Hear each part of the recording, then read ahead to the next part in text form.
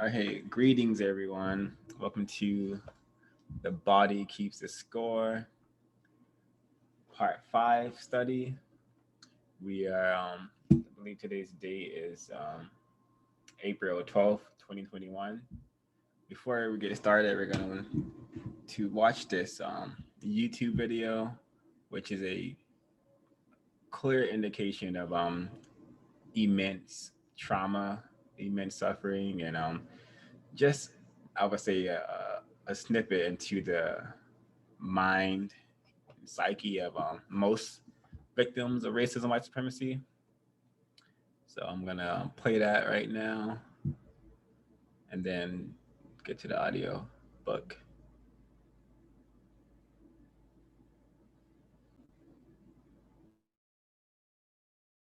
Um, let me let me tell y'all something. And this is one of the most serious things that I've ever said. Maybe even one of the most emotional and personal things that I've ever said. And it has to do with DMX and it has to do with his passing. But not only his passing, but his childhood and what he has went through. What we have went through. Now, my relationship with DMX, we wasn't super close, but we had time enough to be able to talk to each other. And coming from similar backgrounds, there's certain things that I need y'all to understand. And this is not what somebody told me, this is what he said to me. He said, when he was younger, his mom had took him to a children's home and said that they was just going to visit. And she left him there. She took him there and she left him there. And he was too little to be there. Too little to understand how to defend himself, how to take care of himself and everything else. But he did it. And he survived it. And we all have our ways of dealing with it. I've been through that system. I've been through that. I know what it's like when people think that adults don't care about children.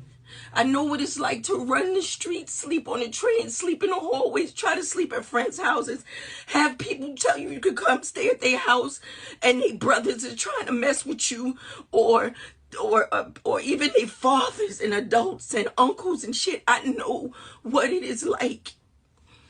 And we all handle it differently. We all have our demons.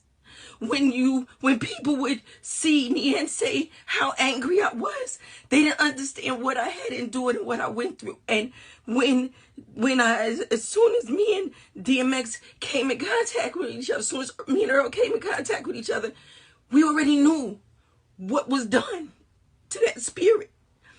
And it makes you overly aggressive. It makes you seem angry to people. It makes you seem mad to people. So people try to find whatever they can in order to overcome that. Some people turn to drugs, some people turn to drinking, some people turn to other things. People wonder why we give so much, the money that I make now, right? I give most of my money away to children who are in foster care and going through situations. You know why? Because there was nobody to do that for me. There was nobody to do that for me. So I do that. I give back. I try to make everybody happy. I try to keep everybody good because of what I may be dealing with on the inside. Everybody is fighting their own fucking demons. So when I think about it right now, I think about the fact that when that certain amount of peace comes along, why do you think, let me tell you why Roxanne Shante don't drink or don't use drugs. You know why? Because I'm so afraid to find some fucking peace in it that I would never stop. I'm so afraid to find some fucking peace in it.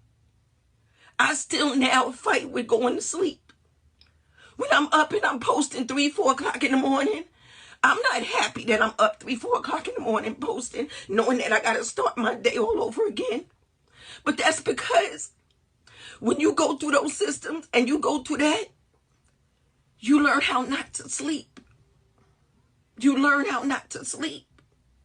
So you up, and every time somebody shows you the least little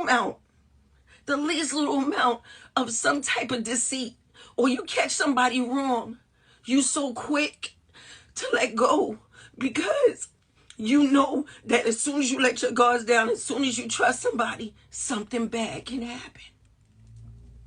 Something really bad can happen because you've done it. To miss out on a childhood, and then people wonder why you make the mistakes you make. Yeah, I make mistakes all the time. And they say, oh, you probably suffer from arrested development. Oh, you probably have this, you probably have that. No, I went through some fucking shit too early in life. I went through it when I wasn't supposed to.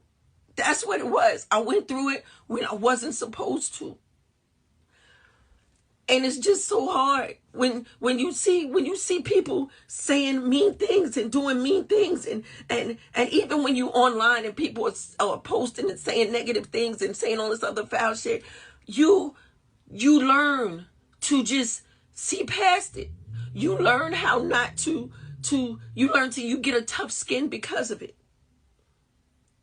So my heart is hurting right now, but in a way, I know that he has found some fucking peace. I do. And I'm saying this right now because for all of us who have experienced it, for everybody that's been out there that has went through the foster care system and had a bad experience, because I'm not going to say all foster parents is bad, because I have a sister who's a foster care parent because she wanted to be one of the good ones. When you have been a check child, that means they take them and they take you in their house because they only want a fucking check. And then you go into this fucking hip hop field and they only fucking nice to you because you're a commodity and you making them some fucking money. It's like this cycle never fucking stops. It just never stops. Oh my God. So just know that there were people that were out here that were trying to help him. People that he could talk to. But you can't, nobody can fix what is unreachable inside of you. And it's just rough. And I just need to say that. So if you know a child and you see a child in foster care, or you see a child that's going through something, man, help them. Say something. Say something to their parents. Do something. Because you never know who that child is going to grow up to be. You never know who that child is going to grow up to touch. You never, ever know. You just don't know. And you just don't know. So I'm just saying, anybody that has been through it, I know it's hard, and I know that you're dealing with it, and I know you done seen enough social workers to save you a lifetime. But maybe there is some type of therapy you get. Sometimes it's not even about wanting to grow up and be rich and have money. That's not it. It's not wanting to grow up. It's about wanting to find some peace, some happiness, a family that is yours. That's what you really want. That's all you want. I took in kids because I wanted kids to feel happy. I wanted them to feel a place that they could go and be loved. And yeah, my mouth may be foul, but they know they would never be hurt. They know they would be fed. They knew I would share my last. That's all you want. That's all you want. That's all you want. So I needed to say that. I just needed to say that.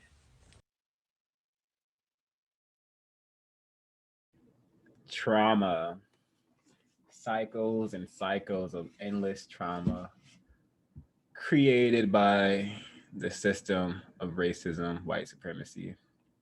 So there's a lot to study in that clip. I'm going to get us started really shortly. Okay, so we're continuing the audio of The Body Keeps Its Score, Brain, Mind, and Body, and the Healing of Trauma. This is part 5 of the audio segment, starting now.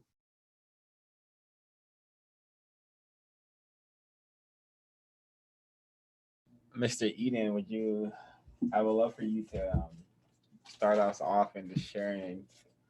Really interested to hear what you had to say in regards to this, and also what you may have noticed in the video we played earlier. So would you like to start?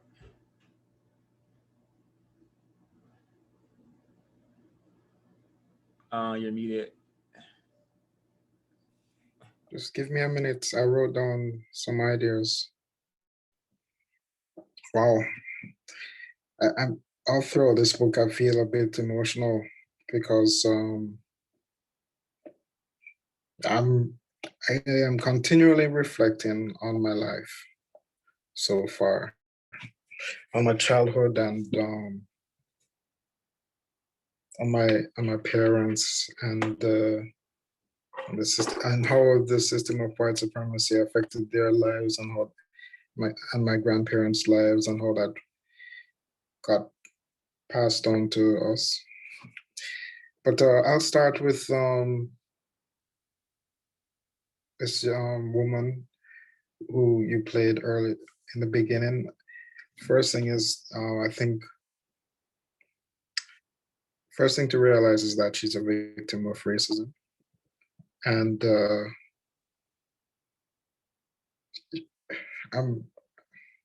this book is not going to make me a psychologist or psychiatrist, but I am going to try. She's amazing because she is, you can see she's trying to help people, and she's trying to help herself through helping people. And in the same way that I feel her pain, I feel her tears as I look and listen to her. I can feel it on my own body. I know that that's what she goes through when she sees foster children. She's feeling their pain, and she says she's giving away her income to these children, and that's beautiful to know that. I mean, victims of racism, we are definitely trying to support one another. Um,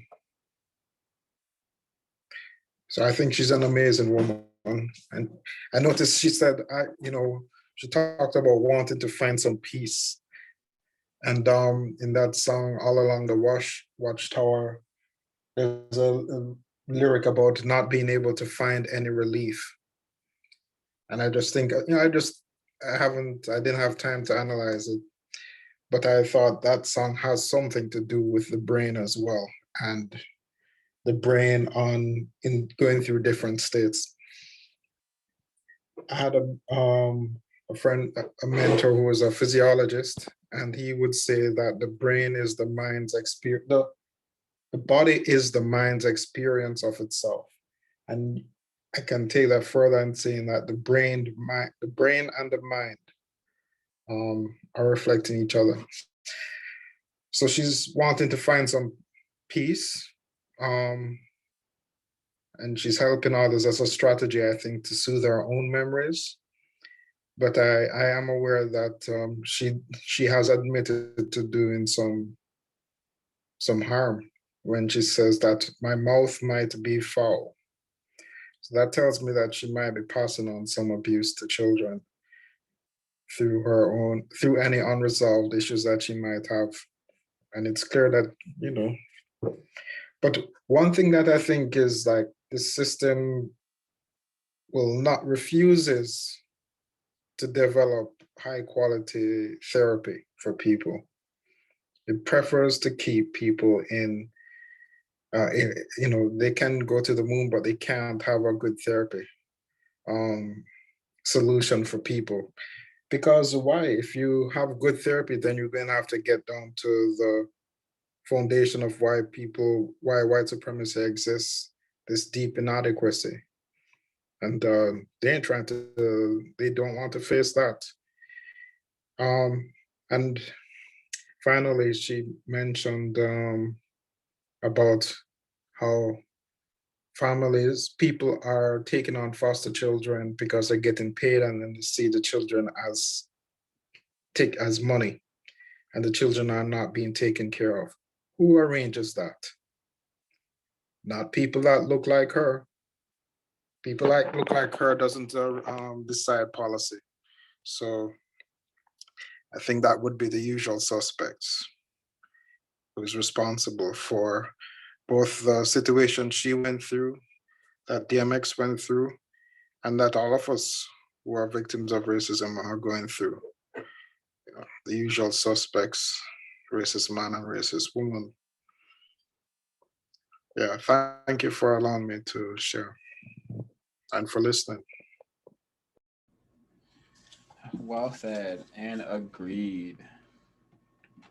Lots of trauma in her experience and her words. If you truly understand what you're looking at when we see um, Miss Roxanne. Um, so I had a really interesting thought. Um, like trauma, not only does it prevent an individual from being able to produce new ideas and their brain computer, but it could be a direct result from their fear of being put in danger. But just to use the author's words exactly, trauma can produce a fear of annihilation.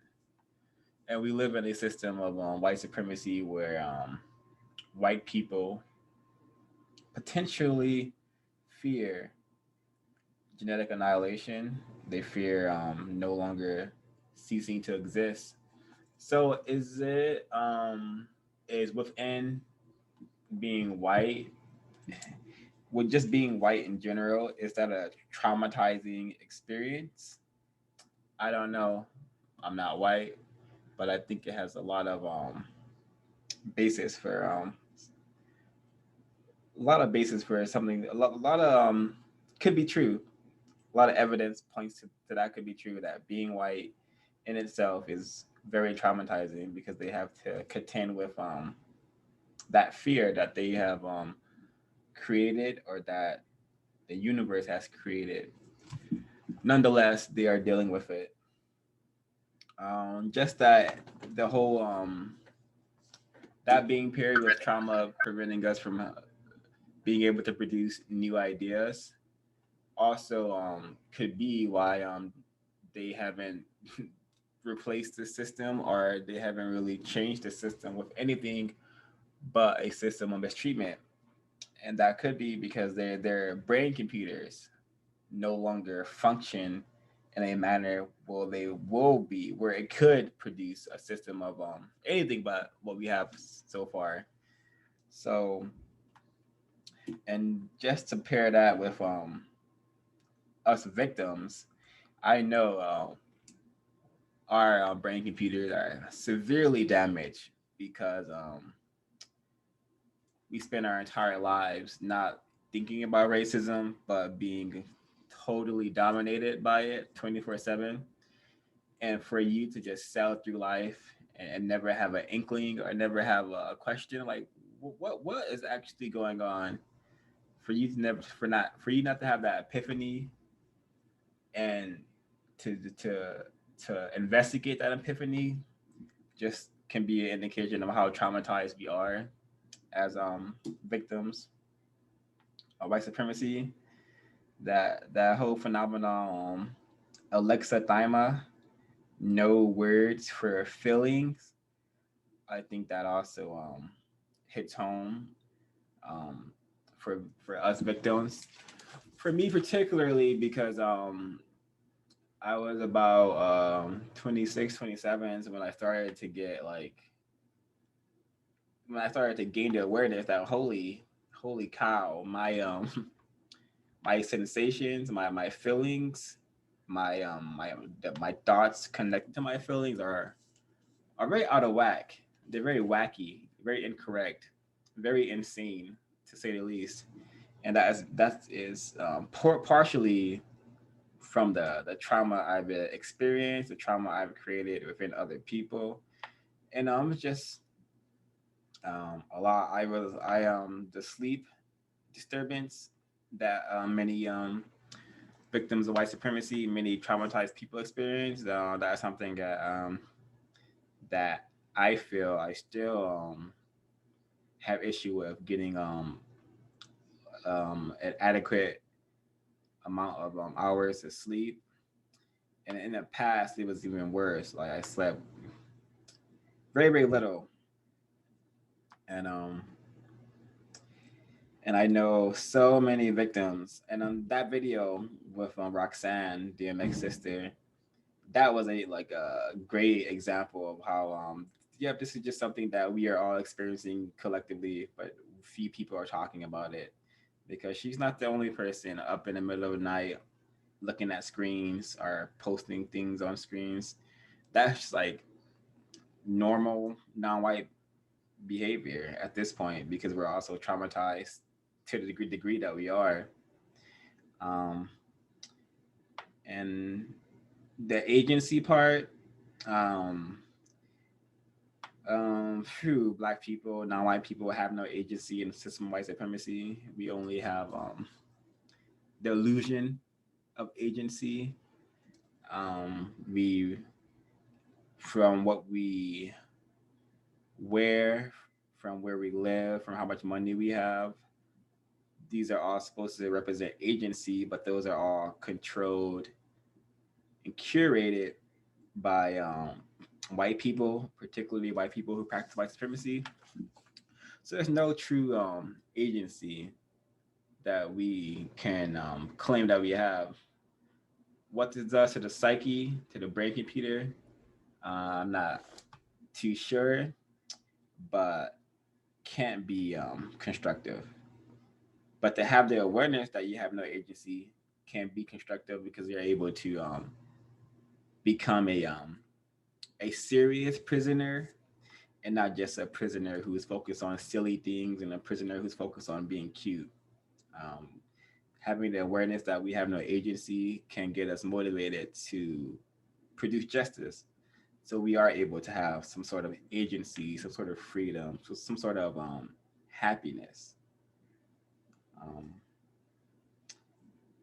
Mindfulness, that is something that has been hidden from us and is very incorrect. I was recently discovering that Alabama is still illegal to do yoga in many of those black Alabamian schools because they say that they it's because they don't want Hinduism creeping into the schools, but it's really because they don't want non-white, especially black kids, children, getting in control of their thoughts and emotions and feelings. Because if you have non-white children doing that, then who are you going to send to the prisons? Who are you going to set up to be mistreated? Who are you going to set up to be the clowns? It can't be the people who are thinking correctly, thinking seriously, practicing mindfulness. So definitely inspiration for me to get into some more yoga, breathing, exercising, because it has white people, white supremacists have done such a stellar job at keeping non-white people in just a total chaotic state mentally, and I would say physically as well, because we just not aren't the most constructive bunch when we look at ourselves on the collective scale. And one of the reasons for that is because our mind has been so destroyed. Because most things that can benefit our mind and help us are hidden from us, and or we're not allowed to practice it, especially at a young age. Very tragic.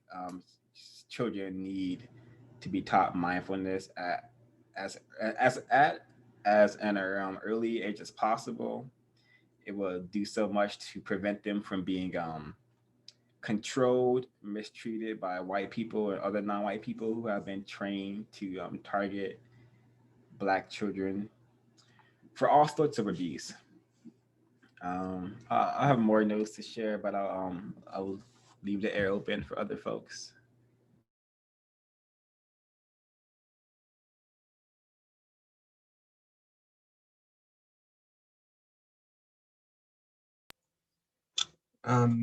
yeah, the this particular section was very tough and heavy, especially when talking about the children. I've recently come to understand, a lot of the destructive behaviors that we as Black people, as non-white people have, well, specifically Black people have, are mostly due to slavery, whether it be, the sexuality, the violence, all that kind of originated and stems from slavery, and just the programming and the generational conditioning that it's had on us. Well, in particular, those families. When he was talking about the kids and kind of their outlook on life, when he was comparing the two groups, right? The kids who had been abused, and I believe both groups had somewhat been abused, but one of them had seen trauma. I could be wrong. But really, when he was talking about showing them the pictures and the dad with the car, working on the car, and just really the abused, traumatized kids group and their outlook, like how they couldn't see this situation, this scenario, I don't want to say a happy ending, but I think he used the word benign. But how nothing positive can come from the dad fixing the car. Rather, what I saw was them kind of acting like white people. Kind of how Neely Fuller says, white people worship death and destruction. That's kind of what I saw in the responses. Death, destruction. You know, I thought that was very interesting, especially for kids. I know we live in the society we live in. Death is worshipped. Every time, any kind of movie, any kind of media, most books, always revolves around and always involves killing and death. But I thought it was very interesting that kids at such a young age, I believe they were 8, their whole outlook, everything ended with death. I think that goes a long way to show kind of the programming that it has on us as Black people, right? When we're kind of consuming all of that media, we can tend to think that way. I think people tend to think that way and not really think much of it. People kind of joke about it, but in reality, it's almost as if we come to those conclusions all the time. Like, oh, this is going to end up with somebody dying. This is going to end up with somebody's head getting smashed in. And he was kind of exposing that there in that section. I had a note. And I also thought it was interesting too when he was talking about learning to manage arousal, how that is taught by parents, and kind of the effect that having as two parents has on children, where the mom, he said the father pokes and the mom strokes, and how managing arousal is taught by parents, and then kids kind of pick that up. But then, in the Black community, a lot of kids don't have parents who can teach them these things. And when I think of arousal, I think of it mostly in the sexual sense. I don't think that's the only way that it can be expressed, but I think that can says a lot about how our children are so sexually motivated nowadays. I mean, I have younger siblings, and that sometimes they're mostly concerned with boys. My younger sisters, to be exact. you know, from a very young age, they've just been concerned with boys. Uh, I think that has a lot to do with the media, and maybe even our inability to kind of be there for them and teach them that correctly, because me ourselves, we probably, I don't think we've been taught properly how to deal with that. Yeah, this whole section, especially dealing with the kids, and was very heavy. You know, how a lot of this stuff, if it's not dealt with early on, how long, and you know how devastating can be to how devastating can be on the individual. You know, not being able to properly form any kind of relationships. Right, these kids have trouble trusting just about everybody. And that was something that he also brought up and mentioned, was that that with these kids, they don't have an ability to feel safe or secure with anybody, right? Your parents, he's their parents as an example, but they're supposed to kind of, your caregivers kind of, kids should at least be able to feel safe, somewhat viscerally safe and secure around their caregivers. A lot of times that's not even possible.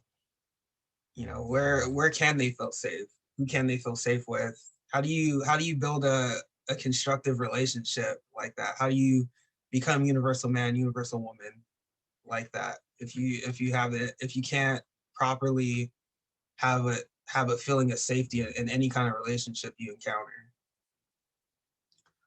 I also saw something interesting too that came up early on, was just kind of the, like, I don't know, maybe the nonchalantness of like this situation, that there's so many kids living like this.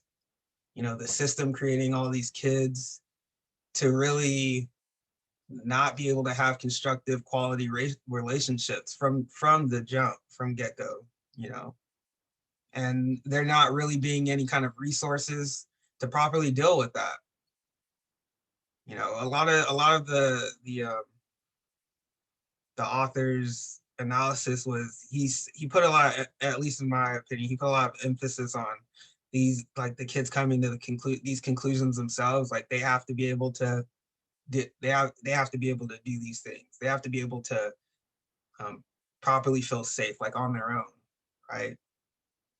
But oftentimes I think, you know, they're given medicine or medication to deal with these things. So, you know, I think oftentimes, like, they're given Ritalin. He brought up ADHD, and you know, a lot of kids nowadays are diagnosed with ADHD, but really they're just dealing with trauma.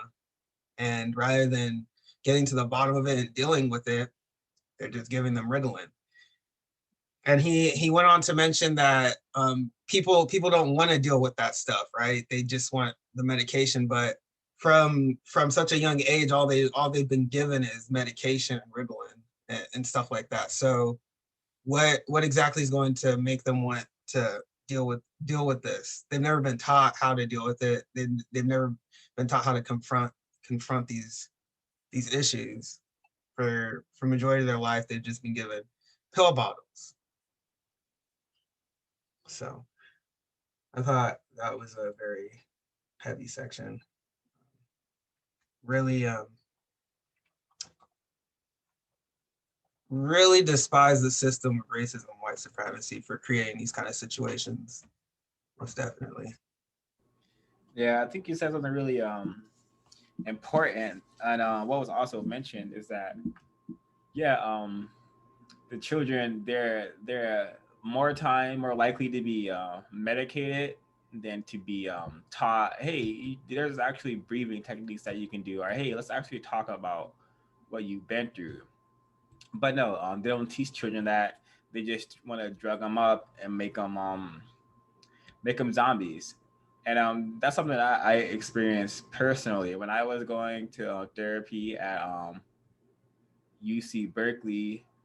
Uh, I was I was prescribed Abilify, and I was also prescribed Seroquel and many other SRIs to help treat me. But not once did anyone mention perhaps going to a yoga studio or maybe looking into breathing techniques. Not once did the usual suspects mention any of those things.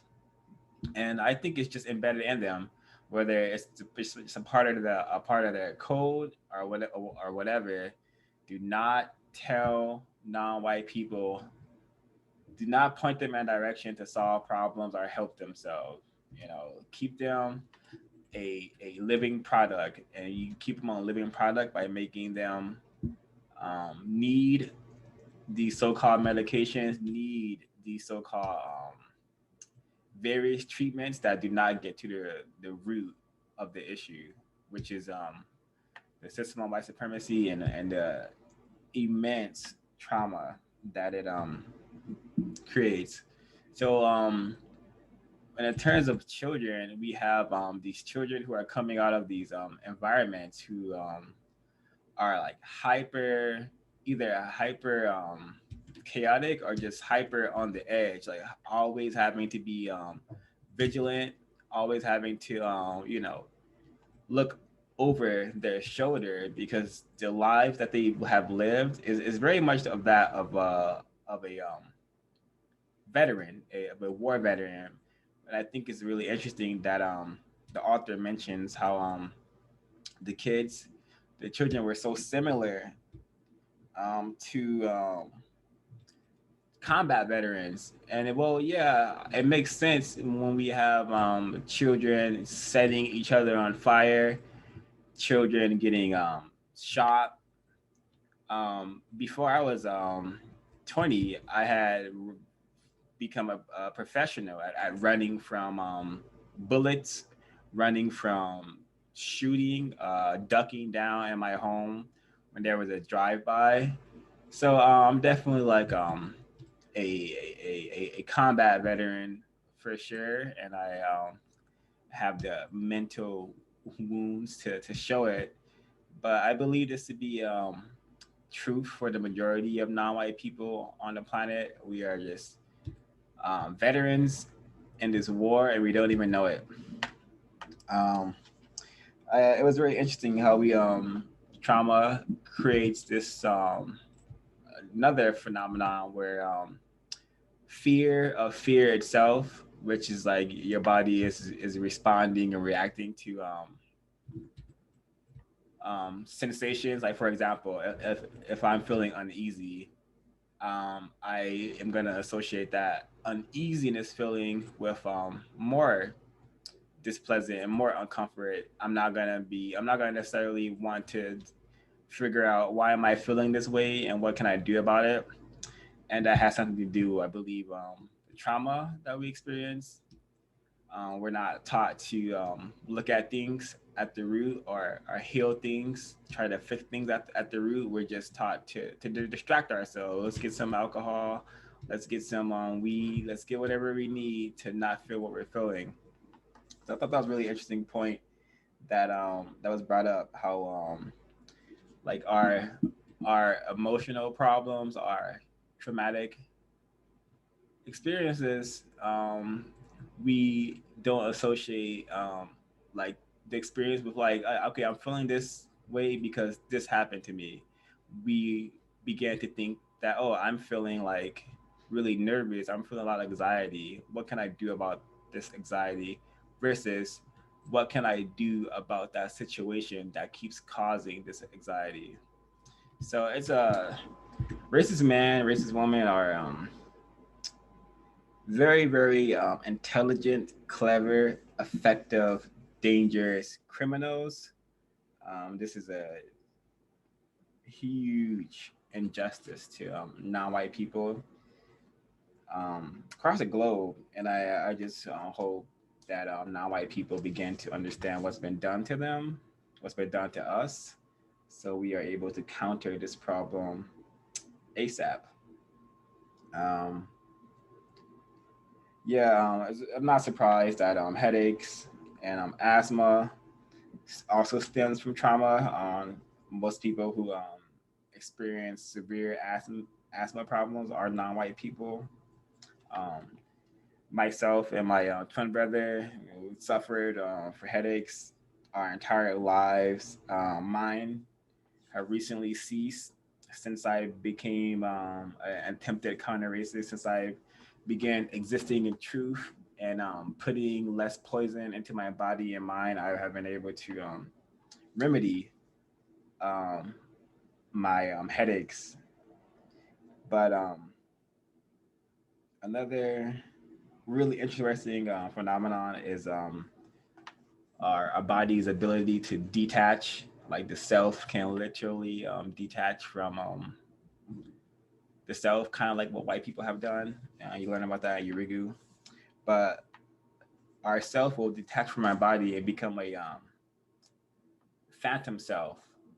And I think this examples of this can be maybe seen when we look at certain celebrities, certain entertainers who pick up, who will call themselves by a different name. I know, for example, Nicki Minaj. She has once referred to herself as like Roman, like a whole different personality type. Also reminds me of an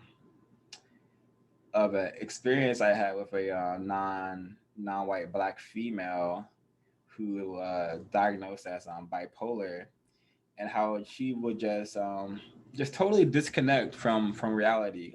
Like her body, of course, would still be here, but her mind would be in a totally different reality, and that has only led to conflict between us, and just conflict between her and other people, because it's not constructive to have your mind in one place and your body in other place. It's not constructive. There needs to be some sort of consensus. There needs to be some sort of grounded reality that we are living in.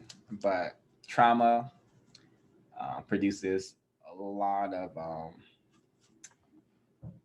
a lot of incorrect things. I believe bipolar disorder may be one of them, um, because and maybe I have even detached for large portions of my life, because yeah, I often say that I was very much not in tune with my emotions or feelings. Um, Often called myself a robot, an android, something missing, something, something missing, some human component, and I suspect it is because of a training of system of race and white supremacy. It is because what Quake you mentioned earlier. I was trained, and I enjoyed watching white people kill other people on the screen. I thought it was cool, and I envisioned myself killing other people for fun when I was younger. And so the training we receive is what the code says exactly: monster and monstrosity training. Um, Mr. Eden, would you like to share?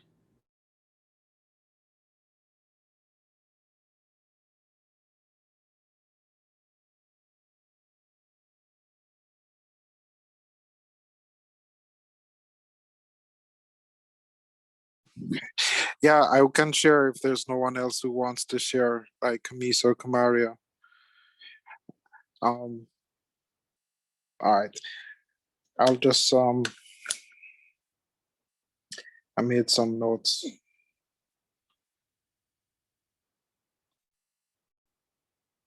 Just give me a second here. I think this is such a cool book. I think it's very cool. Come on now.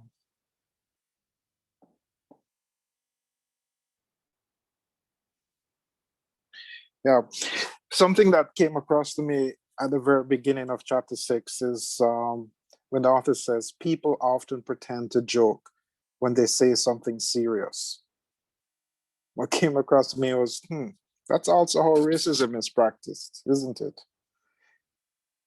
Uh, he talks about, if no one has ever looked at you with loving eyes or broken out in a smile when they see you, if no one has rushed to help you, but instead said, stop crying or I'll give you something to cry about,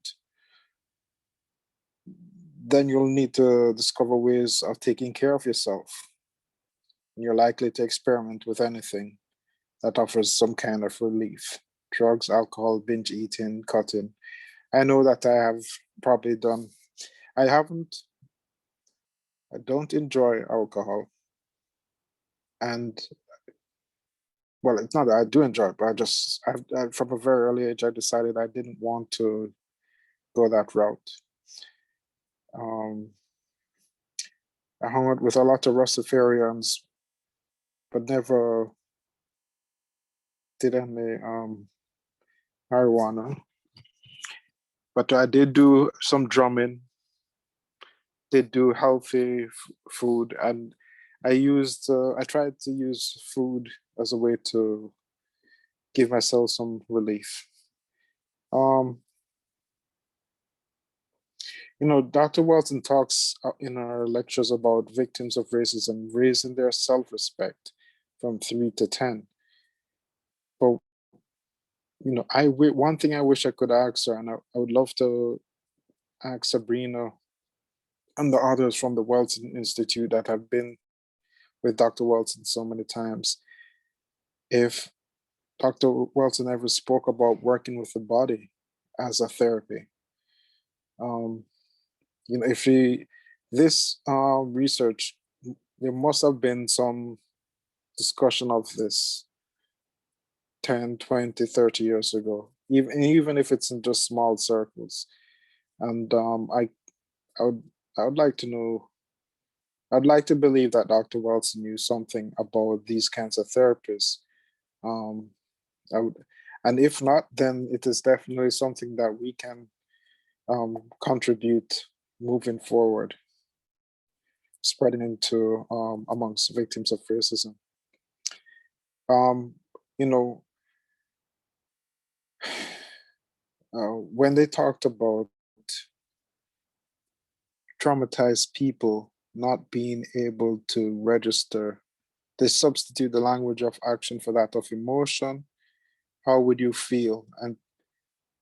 But an alexithymia would not be able to, they will talk about action. I used to get when things were tough as a teenager, and people would say, take care of yourself, Ethan. I would get so annoyed. Never really would show it, but I get so annoyed and angry, like, why the hell are you telling me to take care of myself? I don't know if it's because I thought I was kind of doing that already, or are they thinking that I'm not doing it, or they seeing that I am not being taken care of by my family. I always felt anxious, annoyed by that statement, really annoyed. I remember what the feeling is. I felt that someone saying take care of yourself means I'm not going to take care of you, so you take care of yourself. It doesn't matter where I would hear that from. But I still get annoyed. Still get annoyed when someone says take care, like, please. He talks about patients not being able to come to the office. People coming to the office and unable to make eye contact.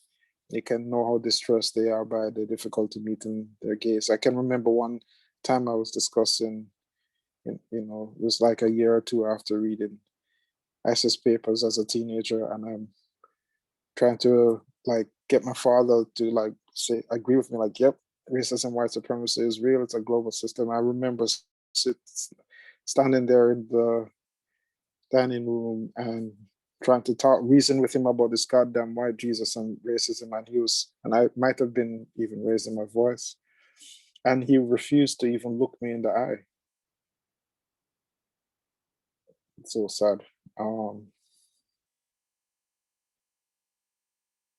And when I'm reading here that it turns out that they feel disgusting and they can't stand to have me see how despicable they are. Could this be immense shame from my attempted father, who's feeling like I've failed to protect my son, and I can't admit this problem exists because I haven't figured out to solve it. And my parents never told me myself. And I've experienced racism, but now my son is seeing it and is angry that I never told him. Okay, but I have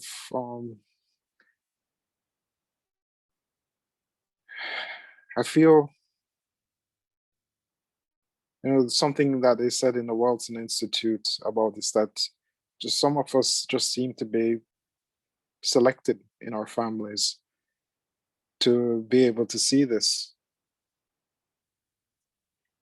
system and the effect it's having on our families and on our communities and on the world.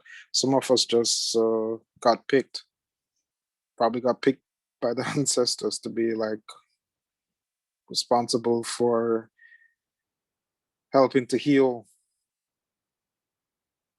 people. When he talked about how do people regain control when their animal brains are stuck in a fight for survival, I also noticed the thing when the author mentioned about the threat of annihilation. That's a Welton moment. But there's this guy named David Icke who I would follow, and he would talk about basically the whole. He doesn't mention white supremacy, but he says that he's talking about the elite and the new world order and how the new world order is being controlled by extra dimensional beings that manifest as lizard people. And I'm just, as I'm thinking about it now, lizards, that is also, that could be symbolic of the lizard brain. And is there something going on in the lizard brain of white people? Because he would say that these lizards are mostly amongst people who are blonde and blue-eyed. He's kind of admitting to the system of racism in one way. But I just made that connection between the lizard brain and the story that he was saying. Agency, we've got agency. We're right here and we're talking and sharing. And I think that is that's one thing that we have the power as victims to do. We have some control over, we have some conscious front brain control over our behavior. So we have a bit of agency. I remember when I was a teenager, I visited my friend and his parents, he was going through a slightly rough time at home. And I just remember trying to encourage him to be creative and reorganize his own room. Be creative, just like reorganizing objects around him in a way that makes him happy or makes it more effective for him. Just doing small things like that helps to, I think I see now that it is stimulating agency and confirming agency in someone. So, and that like just doing small steps like that can lead to, a good feedback cycle where you do more things. That's what I would like to think. Try to make him feel more empowered is what I was doing. Fear of bodily sensations. I know all about this. I would use this hard exercise and this running, jogging, and very controlled, proper breathing while you're running and jogging. And that I would know that would always help to take away stress. Like I would feel so good afterwards. And when the stress would come, it would never be the depth of the stress is, the spike is not as sharp or as deep when you have a regular exercise program where you're raising your heart rate to about 80% of its max for at least 20 minutes at a time. Like doing that 3 times a week for me was all that it took to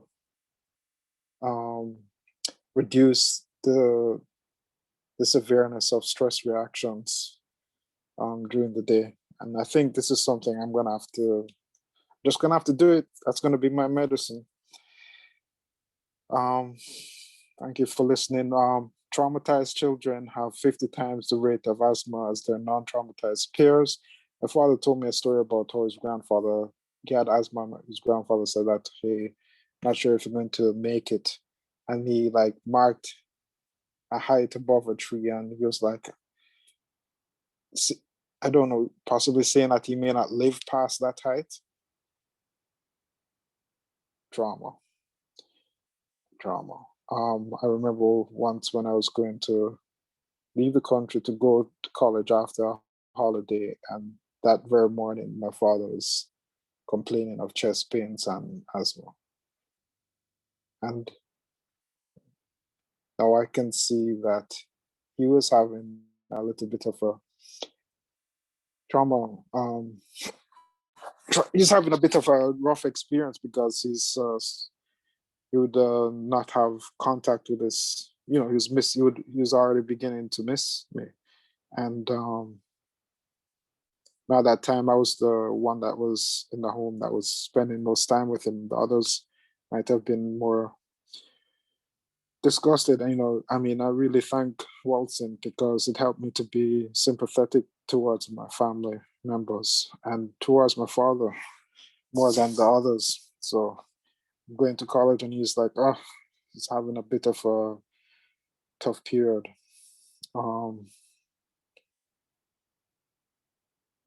Physical emotions. And I think I have a mild form of this Alexithymia, even right now. Pretty sure. Part of the reason why I'm so hardcore on this book is because I'm trying to help myself heal. Trying to help myself heal right now. I think that's all for now. Thank you for listening. And I think this book is amazing. I think it can be amazing to for me to after this to just go out and go for a walk. So I think I might do that. Thank you. Well said, and I agree. Whenever one can get some fresh air and sunlight, it should always be constructive if one is aware of the dangers out there due to racism and white supremacy.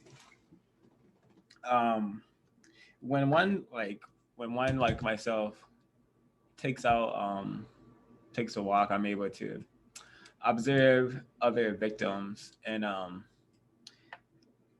I see what this book is talking about when the book says that traumatized people become either hyper vigilant, or they become bewildered or confused and ashamed.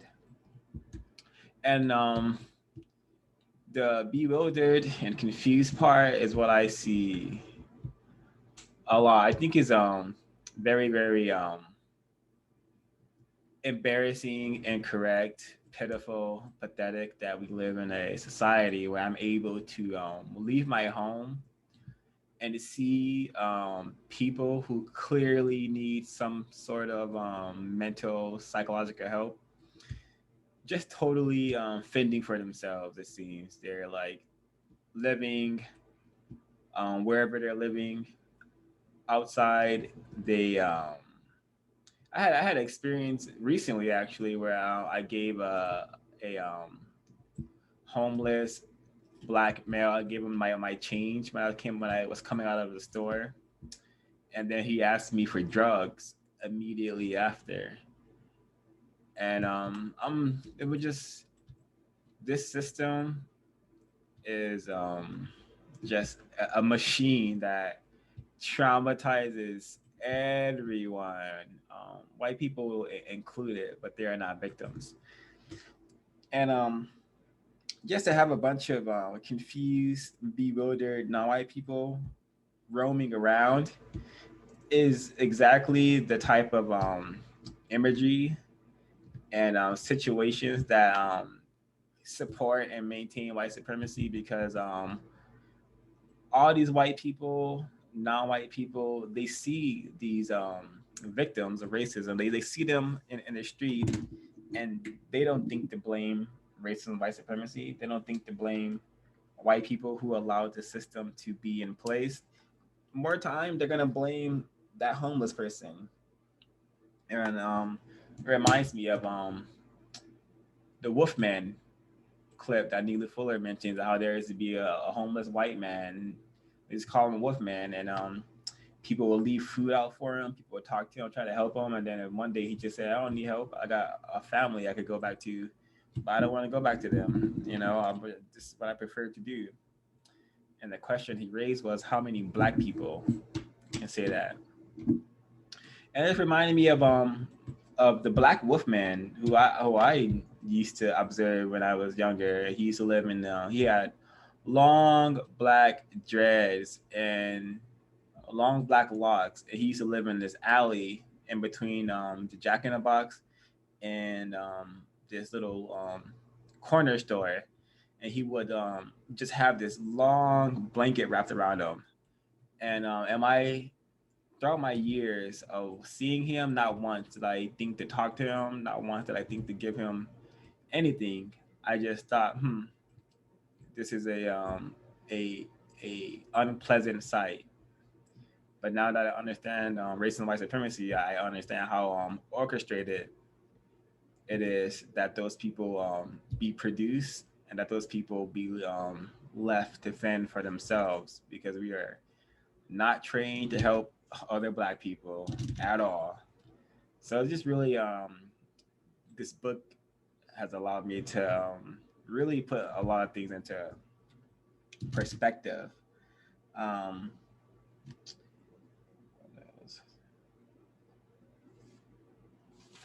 yeah, before any victims, myself included, before we're even capable of dealing with racism and white supremacy, we must at first be aware of it, and that's the exact same for trauma, according to the text.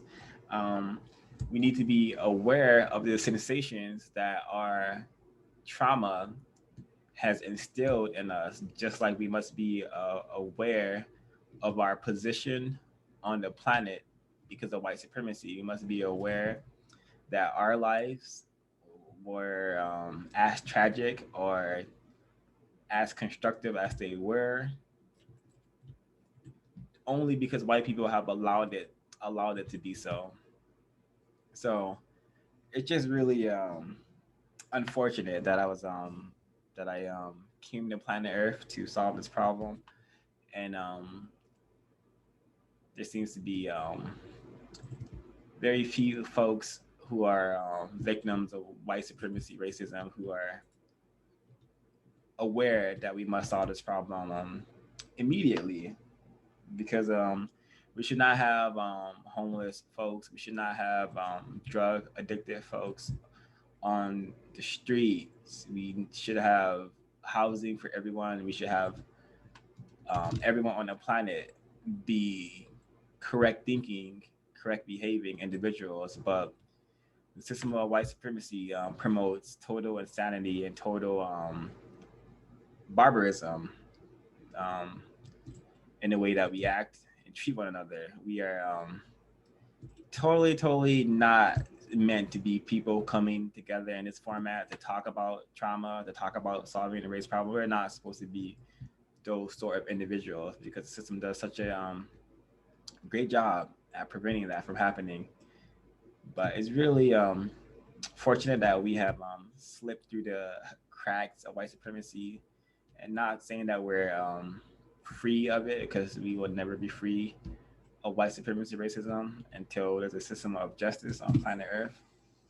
But we are aware, and that awareness offers protection, offers us to not be complicit in our negative emotions, to not be complicit in white supremacy, to resist it as much as we possibly can, which is saying a lot in 2021 when folks are come together and spend hours talking about this celebrity or that song or that movie, but when it's time to talk about the one thing that has followed you, followed us for our entire lives, that has terrorized us for our entire life, that is the reason why we have that alcoholic aunt. It's the reason why we have that parent we never met. This is white supremacy. For some reason, not for some reason, we have been trained to not be able to talk about this, not to be able to talk about these things. Trained from even having the ability to produce awareness that holy crap, I am messed up. Whose fault is this? It can't be my fault because I don't think I have that much power. So trauma, very tragic. This is white supremacy, very tragic and incorrect. Um, but author did mention did call children traumatized children wild animals.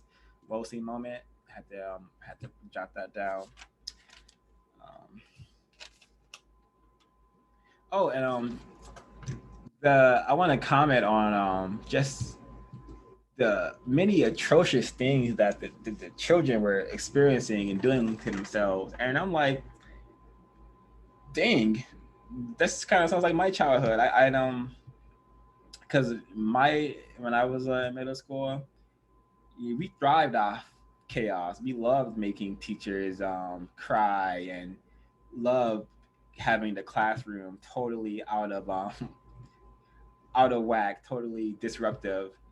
And I remember a classmate brought a gun to school, slapped my friend with it, and then hopped over the fence. Never saw him again ever in life.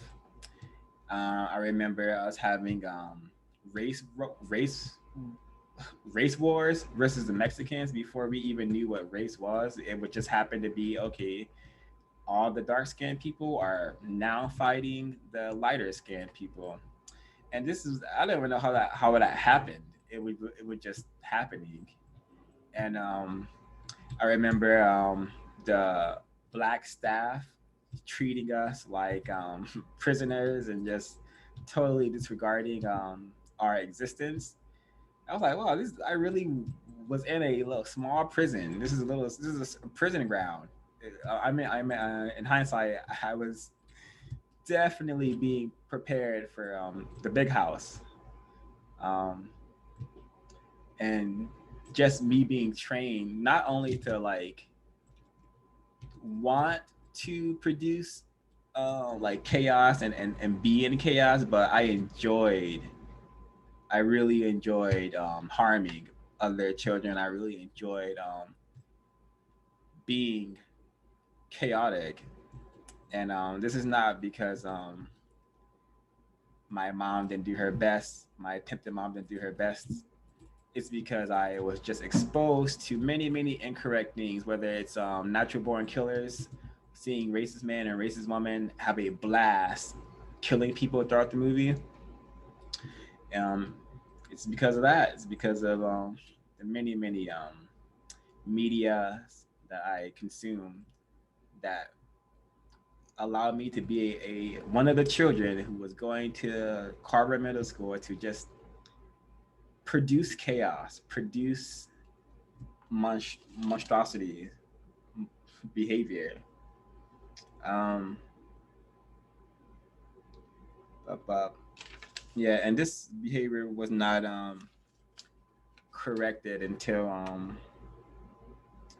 I want to say probably until I went to a school with white people. Maybe the white people were able to control me better. Maybe at that time, I felt that white authority was more should be listened to more than non-white authority or whatever. However, I could put it. But yeah, it took a long time for me to develop correct thoughts and behaviors. Um, for those who haven't participated, would you like to participate?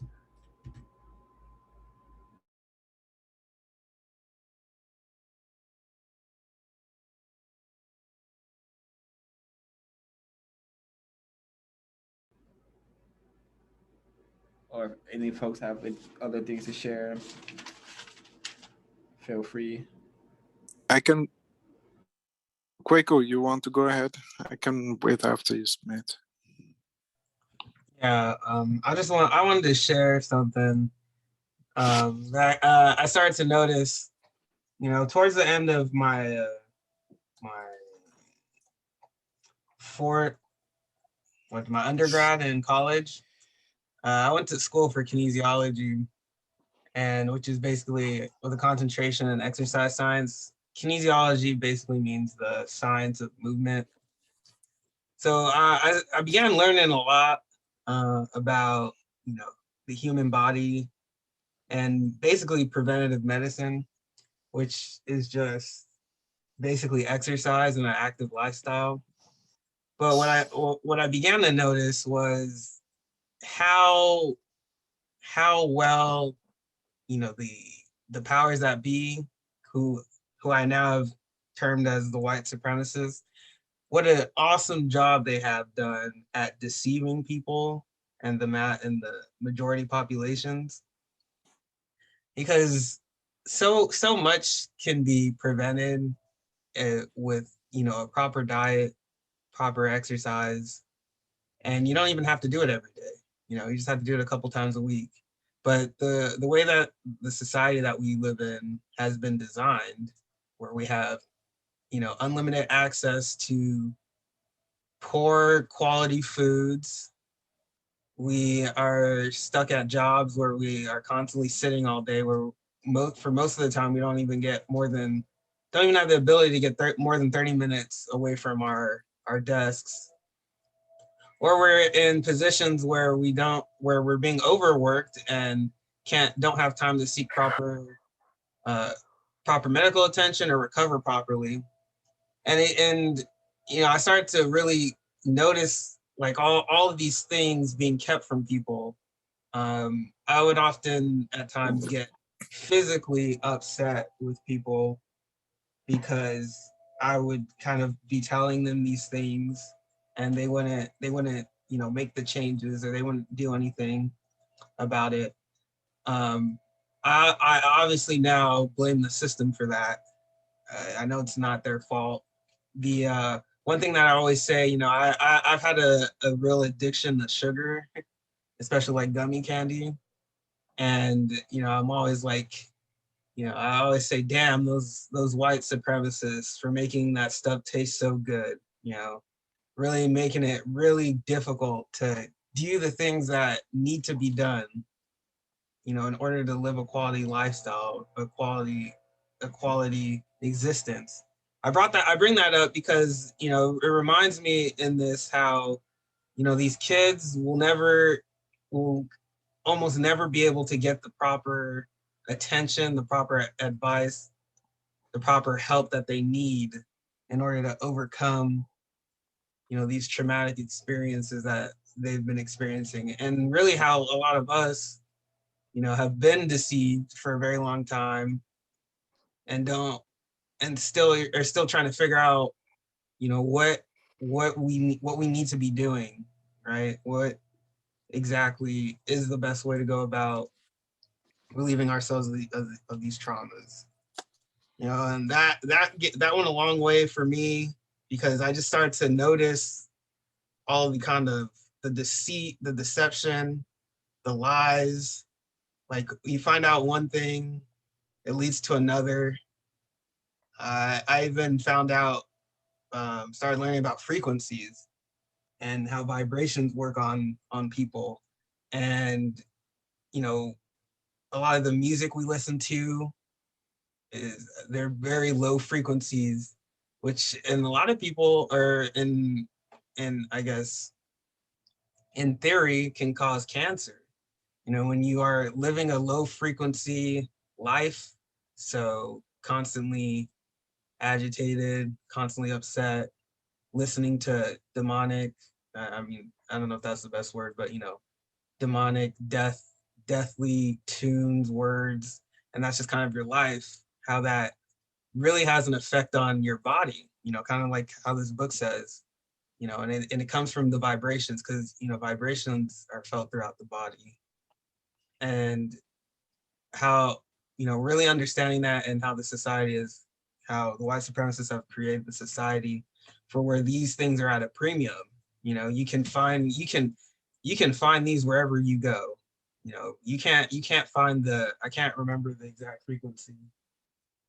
I want to say it's like 5 something, but how you can't find, you know, those how it is, I wouldn't say it's almost difficult to find the frequencies that produce, you know, joyous, constructive thoughts and feelings, you know, and the concentrated effort that that the white supremacist has created in order to keep those things from us, like like O5 mentioned, you know, keeping it away from Black people, non-white people, making sure that they don't have access to this kind of stuff.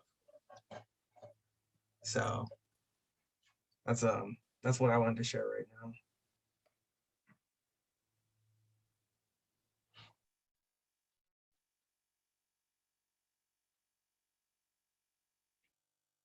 Sorry, I Can I had go a school. next? Oh, Oh, I had a school meeting. Sorry, you guys. For as far as they talk about the trauma that children have and the effect of like um the traumatizing things that happen to them.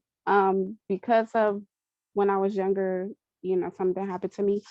I know why I am the way I am and how I program, meaning like I'm to myself and I really don't trust people and I'm not comfortable with a male companion, if that makes sense. I'm more like I either deal with this one person or I don't deal with nobody at all. And I think once you don't deal with the traumas as a child, it kind to shape you on who you are and especially how you go about your children. Um, but it's not an easy trauma to deal with because there's times where you are thinking about it more and then there's times you don't think about it at all or there may be other triggers. Then you kind of try to downplay your trauma because then you know that there's other people that go through worse things. But for children, I respect parents that put their child in therapy um, while they're young so they can learn how to cope with their issues. But I just feel like therapy can only do so much because I've seen kids go to therapy for incidents that made them, you know, traumatized. I know my friend, her little brother went to therapy because his uncle got shot in the head. It's all, you know, all his blood on the floor. And as he got older, it didn't get better, if that makes sense. And in a sense of a way, he's still messed up. And I don't know if it's due to his parent unit, but he's still dealing with a sensibility of just don't know how to express himself. So I think in life, if children don't know how to express themselves, then they become, you know, attacking everyone around them kind of sense. When you don't deal with your traumas, everybody around you is more effective of it.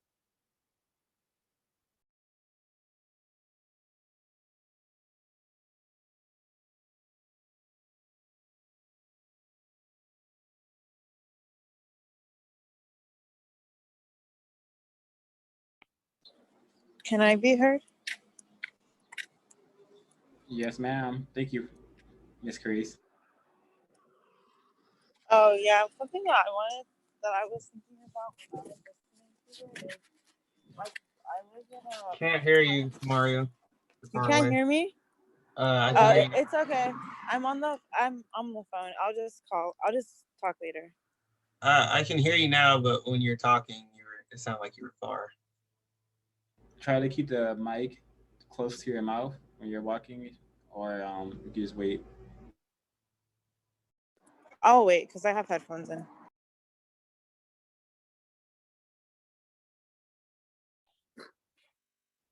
Should I take until she gets ready to come back in?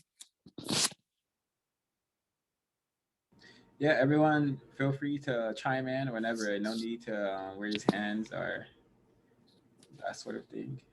Whenever there's dead air, Okay. that it's time for you to speak. Roger that. I can't help but feel that there's hope and that we have a good opportunity here. By the way, Kwaku, I think the frequency you're referencing, that would be 528 hertz. I think that's the. I believe so. I know it was five something. Yeah, there's a lot of good information in the alternative community on healing. I mean, they are light years ahead of the rest of regular Western society in how to approach healing. They've got theories of the brain and mind that are even more advanced than what we're reading here, and that can be helpful. But of course, our own people have got good information as well. I'm just trying to like scroll to this and find, you know, you've got stories of things like ayahuasca ceremonies and things that are helping people to, and other ethnogenics, God-inducing substances that help people when conducted in a good, healthy ritual space with a trained shaman that can help people to come out of to adjust their physiology. And plus, we've got a code.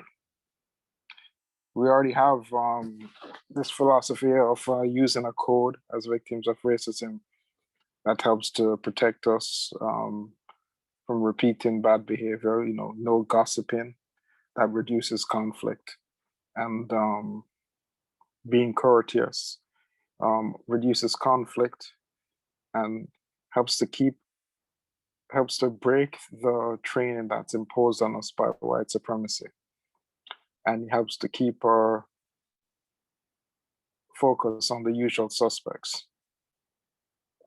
One thing that this book is like really confirming to me is that we're not just going to be able, we have the code, but we can't think and talk our way out of the trauma that's been inflicted on us. We're going to have to breathe and move our way out of it. Like, we're going to have to do the things that work. And if you look at African societies, you see like all of these dances and ritual dances for rituals that is done in villages for special occasions. You can tell like that's accessing the part of the brain that's controlling the physiology.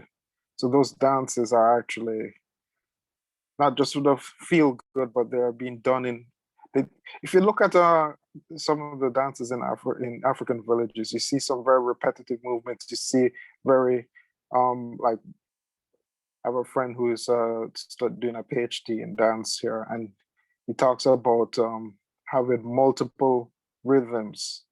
Your body is doing multiple rhythms, like different parts of your body are doing different multiple rhythms. That is a feature of African dance that you don't see in European dance.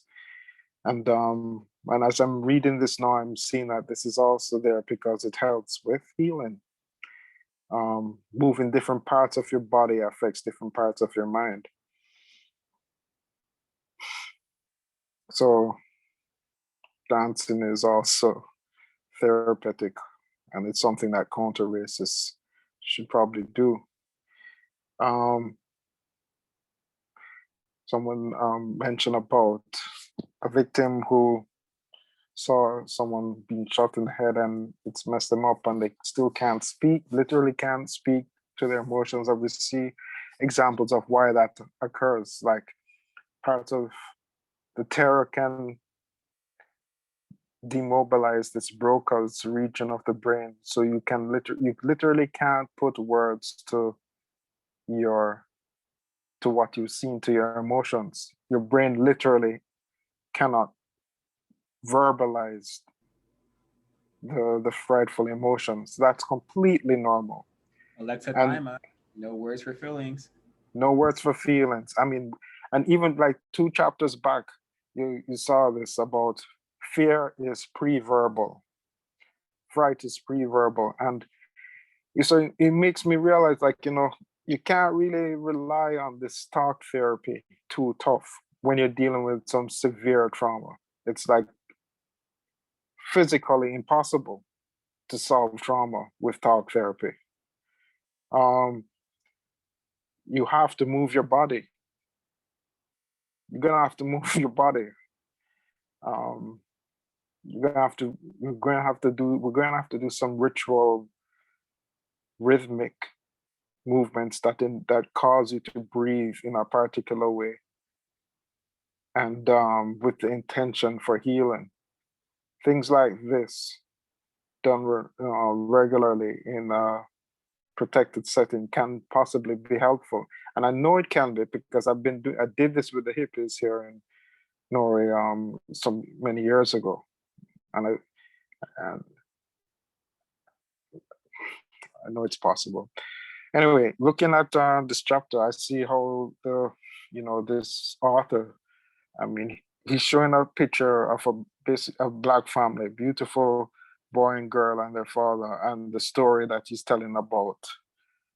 I mean, I know he's talking about what the children said, but really, why does the adult Black male have to get crushed underneath the car? Didn't like that very much.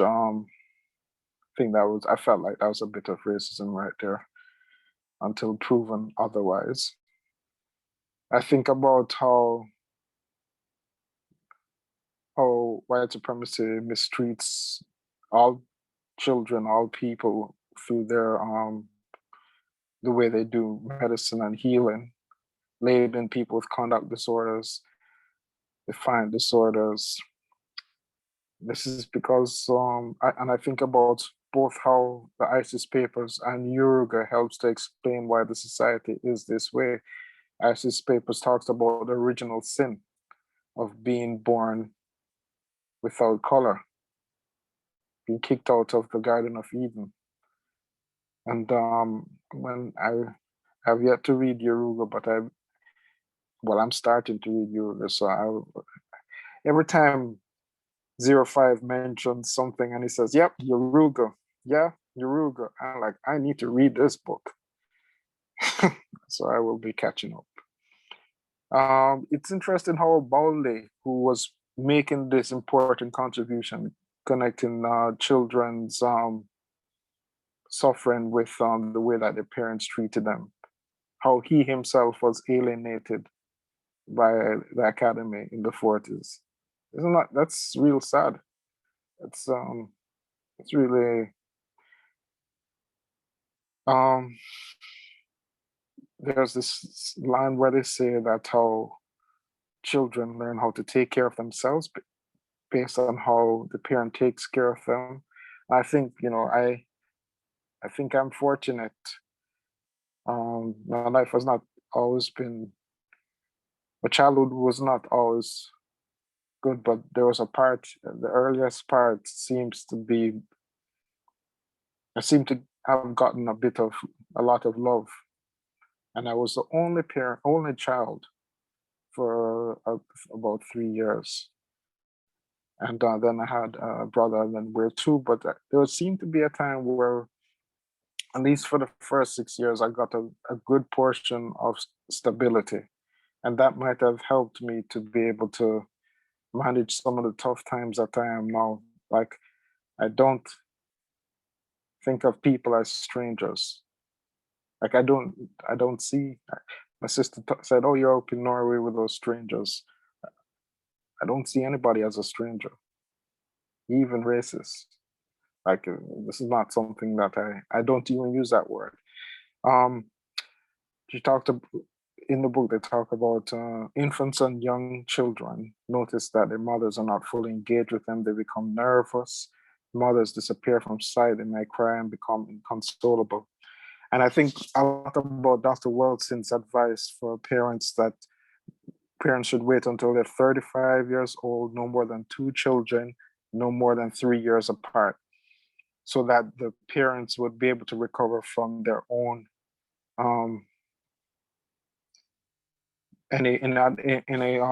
inadequate courses in their own parenting before they themselves became parents. And I think that's a very important code. Like, do not have children before you're 35. Give yourself some time to heal. Give yourself some time to heal. At 16 years old, when I heard her say this, I was like, I'm not having children until I'm 35.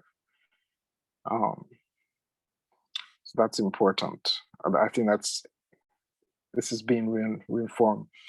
We hear about monsters and monstrosities, and I can see why that's so. Because if you're not given the chance to be in sync with your environment, can't sync with people, then yeah, you become a monster without self-awareness, empathy, or impulse control. This is the fault of the white supremacists. It's absolutely important for us to promote, like, waiting to have children, so that we're able to give the next generation of counter-racists safety, comfort, and help so that they can have mastery of emotions. It's just so amazing, Dr. Wilson's work. Child psychiatry, the value of that. I mean, she took that field and she really, like what we're doing here, this is what she did. She took that field and used the information there and interpreted it to help Black people and non-white people against the system of racism. And I'm so proud to be a part of this book club. We're really carrying on her tradition.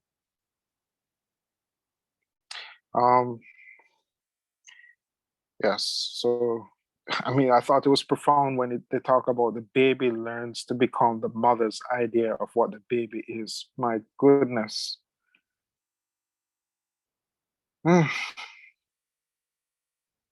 Profound. And I can realize now why I like to watch horror movies during Christmas when things became tough in my family, because I was just readjust. That was my way to stay in fright and flight mode, because trying to control the situation by staying in an uncomfortable, creating an uncomfortable environment by watching the horror movies and the zombie movies, because then I have at least some control over a terrifying situation as a young person. Yeah. I also watched Natural Born Killers at that time. That movie made an impact on me. Like, that's not a. Now I feel like I need to be. Like, it's quite appropriate to have healthy relationships, to seek out and develop healthy relationships as a counter-racist. This is part of counter-racism, to do the work to help each other and ourselves to become as adjusted emotionally as can be. Like this is like this has to be job number one. Um, yeah, the better we're able to counter the effects of white supremacy on our individual ability to handle stress,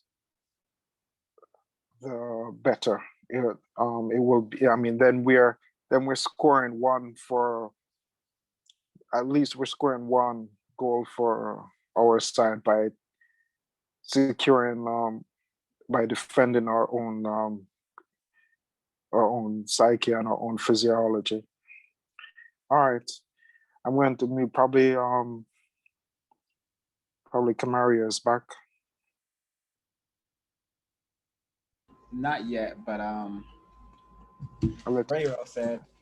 I wanted to comment on the child and parent and how that all manifest. I think it's very tragic when children are in a abusive relationship with their parents, and they're literally hostages.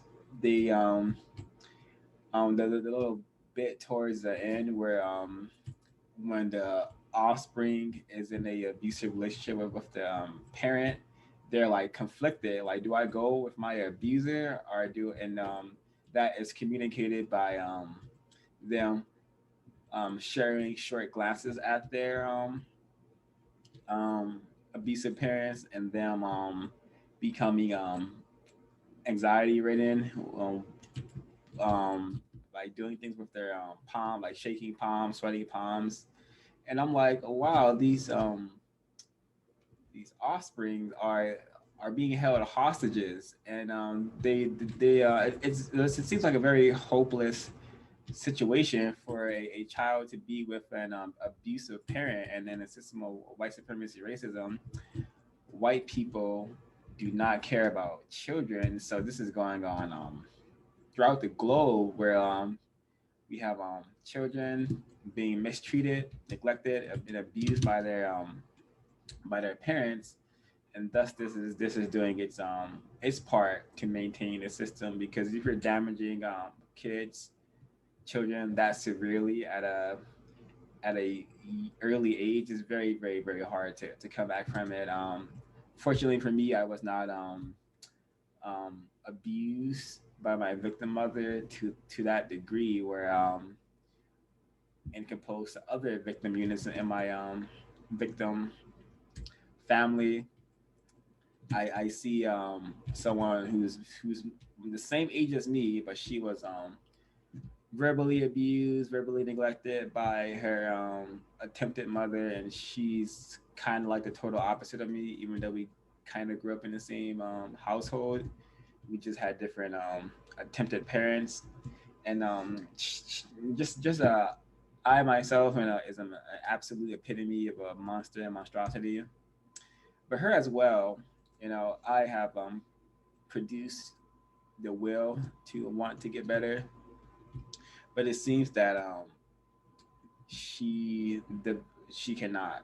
The victim person from my victim unit I am currently talking about, and I suspect it to be the abuse that originated with her attempted mother, the whole hostage situation, like being held hostage by this beast who just yells and smells like alcohol and cigarettes all the time. That can't do any favors for the black psyche, the black young mind. So that part was really interesting, and just as I've lived and I've heard from associates their upbringings, and I'm like, wow, that's terrible that your mom did that to you. Your mom treated you that poorly. Um, and oftentimes it was yeah, me and my mom don't have a good relationship, and what was never added was to that was we don't have a good relationship because of the system of white supremacy. But now I understand that this is white supremacy, racist man, racist woman. Those are our true mothers and fathers. They're the ones who take care of us and our attempted parents. So if they are the people raising us, so-called raising us, then it's no surprise how we turn out. How we turn out. Huh, yeah, it just makes me feel for the countless children who have disappeared, who will disappear, who are living like animals, being fed and treated, being kept in cages, whether it's the U.S. government, the so-called U.S. government doing it, or the so-called attempted parent doing it. It's happening 24/7, and it will continue to happen 24/7 until there is a system of justice, or until every non-white person begins to demand a system of justice and begins to practice codified thought, speech, and behavior. Um, yeah, just the importance of like of touch, of like feeling another human being. We are social creatures. The text states we are social beings. So this COVID um, tactic being employed on us, um, I'm even more suspicious of it now because they are preventing us from so-called social gathering, from gathering with one another, when the laws of nature state that human beings need social connections, need to participate in things like that. Well, and yeah, I do agree with what you said, Mr. Eden, about some psychedelics being can be used to um, correct one's feelings or thinking. It can be a tool, but just like anything else, it can also be can also further one's victimization, and create more problems than solutions when diving in psychedelics, or whatever we're gonna call them. So best to have that awareness as well.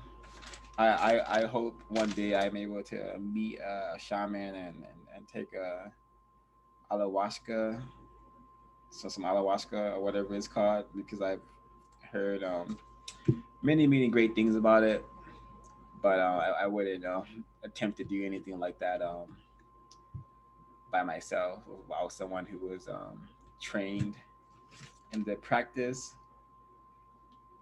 Um, yeah, it's really great that we're reading this book together, learning this material together. I've always been fascinated with trauma and how it manifests within us, and this is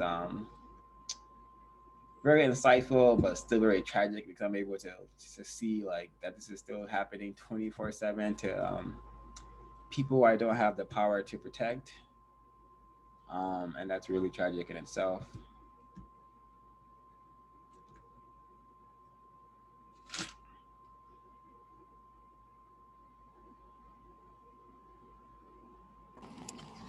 Can you guys hear me better now? Yes, ma'am. Oh, okay.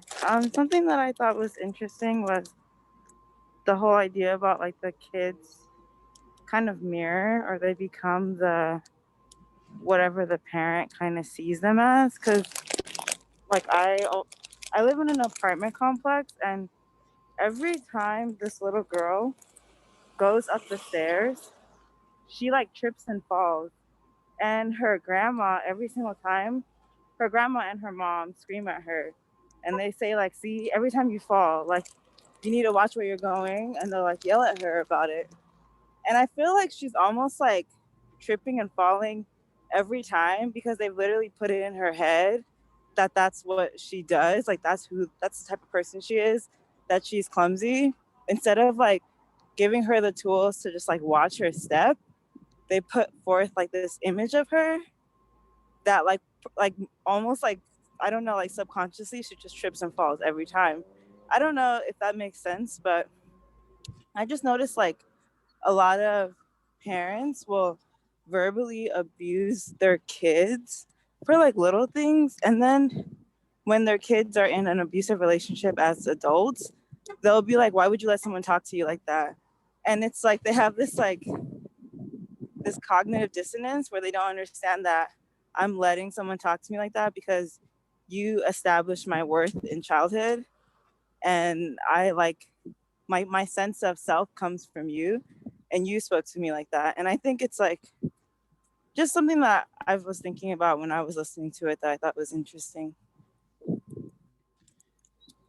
Thank you. And just more insight about this white child Miss Kamara mentioned. This is a white child, and this white child is often verbally abused by. No. This is a non-white child. Oh, okay. Yeah. Oh, um. Well, just to say what I was gonna say. We have also these white children who live beneath us, and they're constantly being cursed at by the white parents, and it it has been said that it's annoying to have to hear this all the time, but I think it's a great study and a great example of how white people do not care about children, even their own children.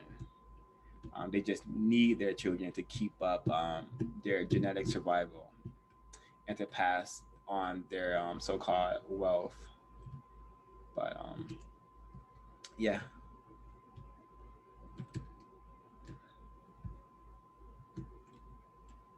It can be a sign of the general pattern that Walton identified, this disgust with the white body and identity. So, I mean, if you don't have that, you can't appreciate, respect your own body, your own identity, your own self. I mean, how are you going to take care of children?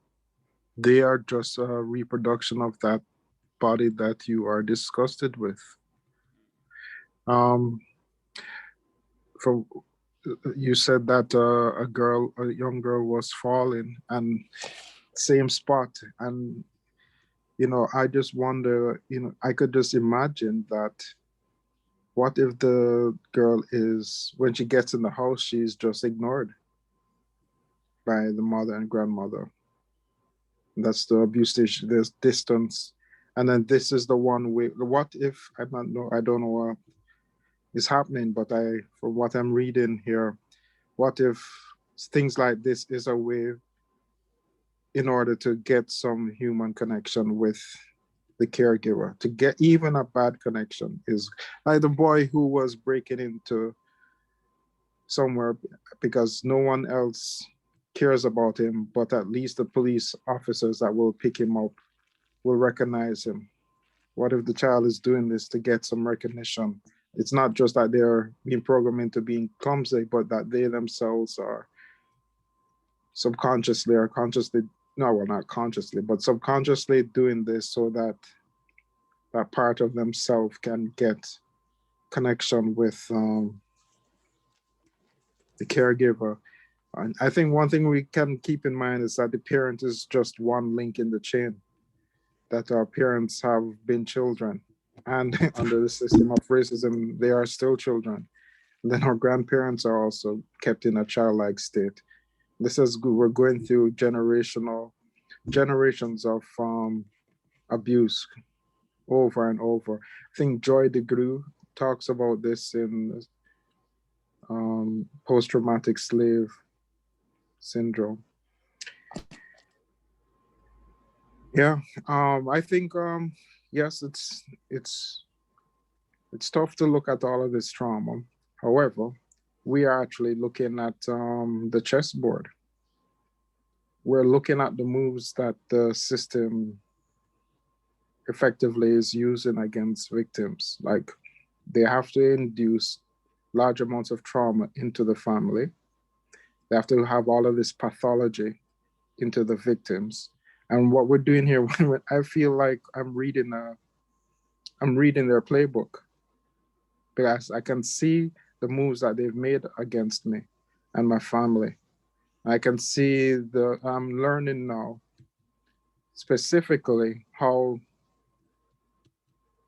the trauma in my family is related, how it is, how the processes for that trauma, how they are formed in our brains. And we're learning a little bit about some of the path to solutions with this rhythmic behavior, breathing, and being able to get in touch with your own body, get in touch with your body and be able to recognize the sensations in your body, because that is a way to help reset your physiology. So I think I'm much closer than I was 25 years ago, much closer than I was 10 years ago, in understanding what happened to my family, or what has happened to my family. Thank you.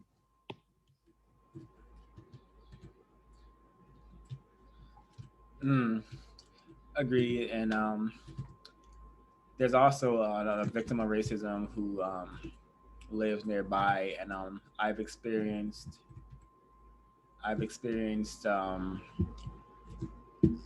watching, observing them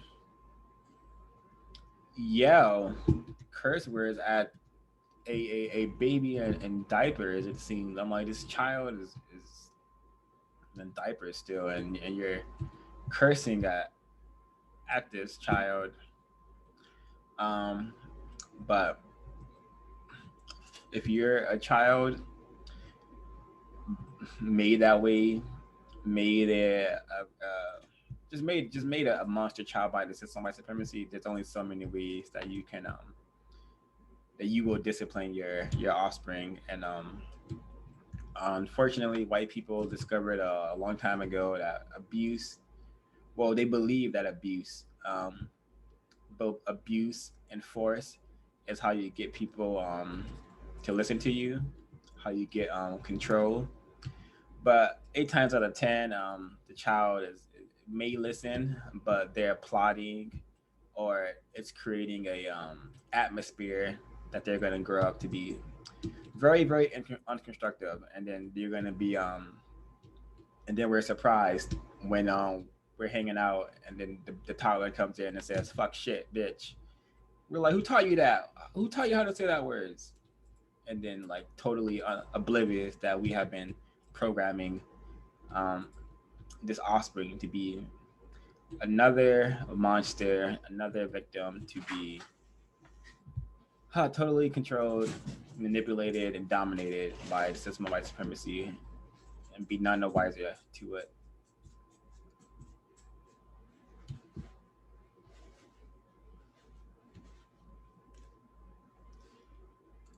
I have a question, um, to everyone else on the call. How do you feel? How do you feel in your bodies right now as we're discussing and reading and hearing all of these instances of how the system has affected victims? How can anyone put some words on how their body feels? I myself, I feel a little bit anxious, and it's a little bit snowing outside. It's 10 o'clock at night, but I intend to go outside and take a walk. And I haven't been out all day. So my goal is to do that and to come back and do a little bit of reading before going back to bed. But I feel tense in my body, which I understand why that happens, because I just feel a lot of compassion for the situation that 05 is talking about, like the environment that you're speaking about. That's not okay, man. Totally not okay and totally incorrect. I'm sorry. How do you feel in your body? 05.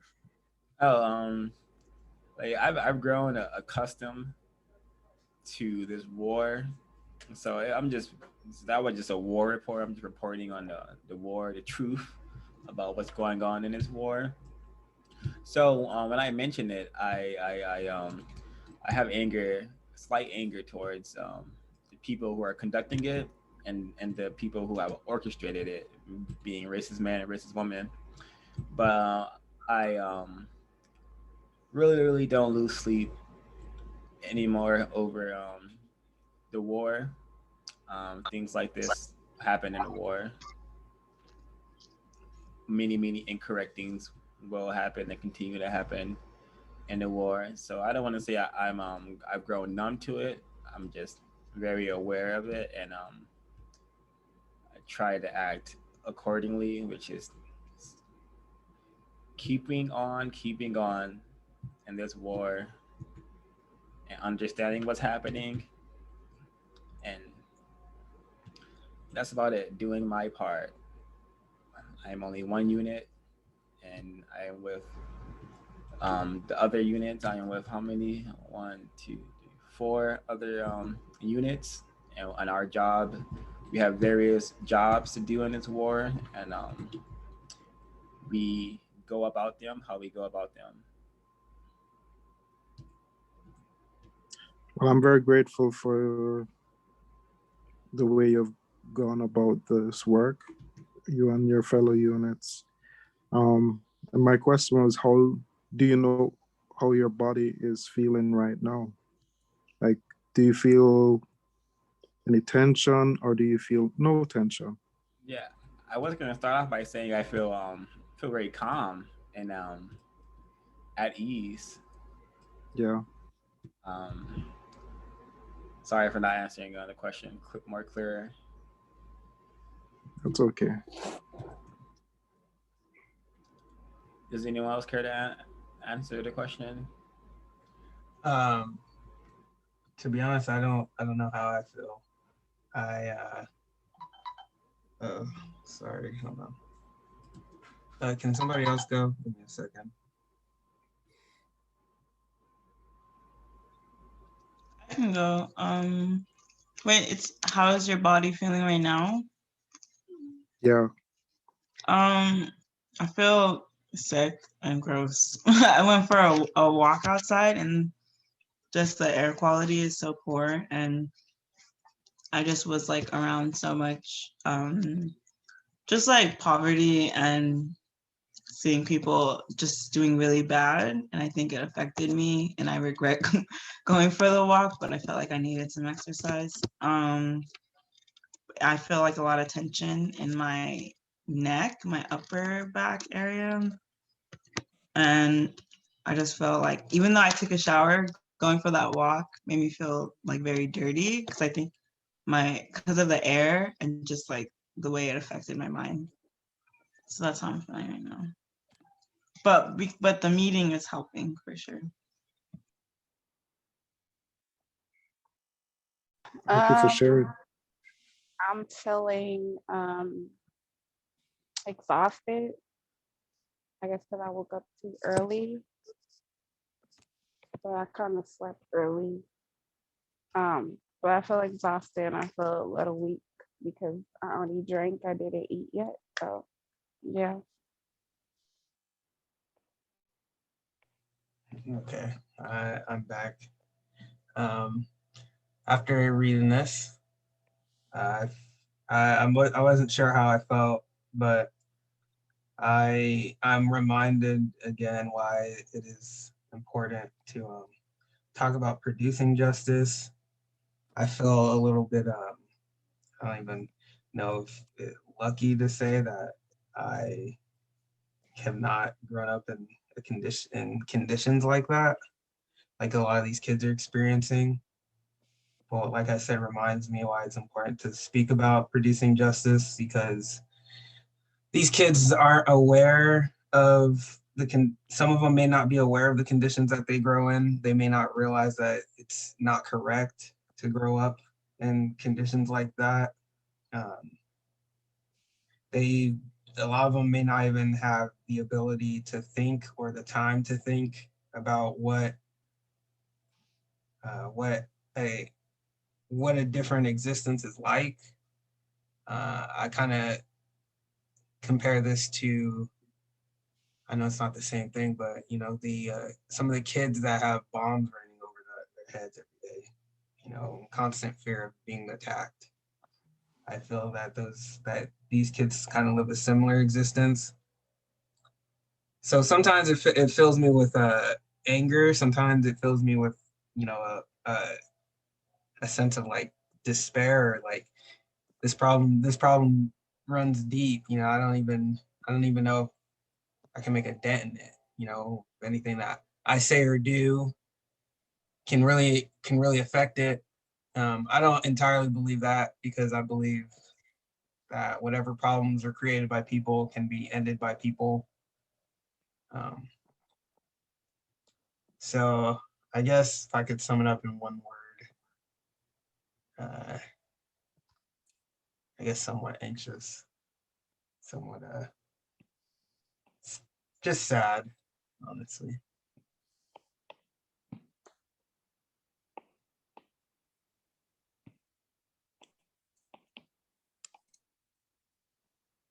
That's it for me. I think that could have been a great segue into closing comments, unless folks have more notes to share.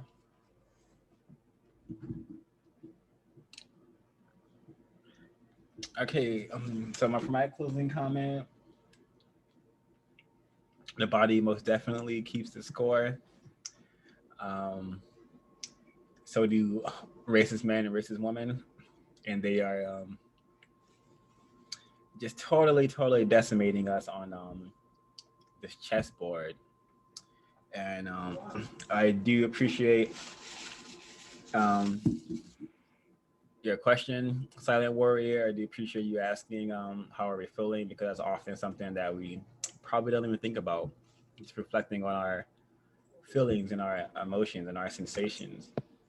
So, um, and I also appreciate you saying that this is our we're learning their moves, because I do believe that we are learning how they operate. We are learning how they maneuver, what they're doing to us, so we're able to counter it and hopefully get more non-whites to follow suit, to follow the logic that we are all using, the logic that got us all here. And I hope that the the collective will of non-white people can grow very soon into individuals who are hell bent on solving this problem. So help us, Creator.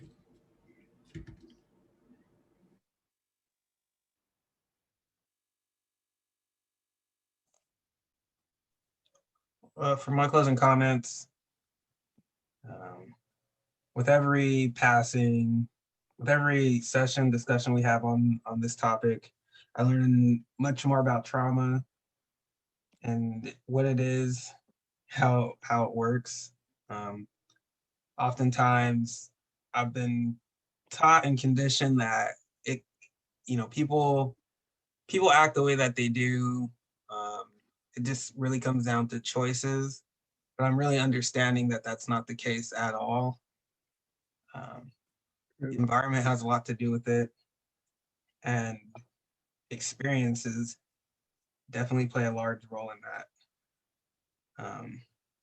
As somebody whose family member does suffer from mental illness and from trauma, it can be difficult to talk about it, just because I I'm not used to discussing things like that in detail, because I don't know if exactly how to go about it. I don't know whether what I'm doing is helping or not.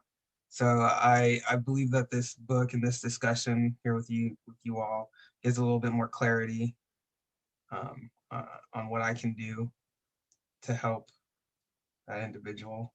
I help myself understand them better. The system of racism and white supremacy has definitely had non-white people, Black people under its foot for a very long time, and has definitely not lifted its pressure.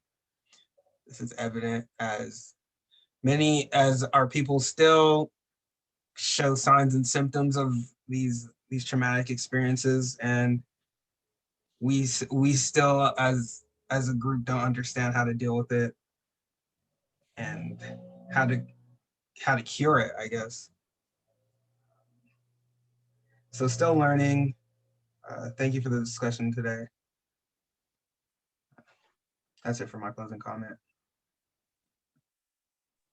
My closing comments is basically as much as all people deal with trauma, um, it's not like we choose to go through it. And to know that we all handle it differently, or we all handle it the way that we think we should.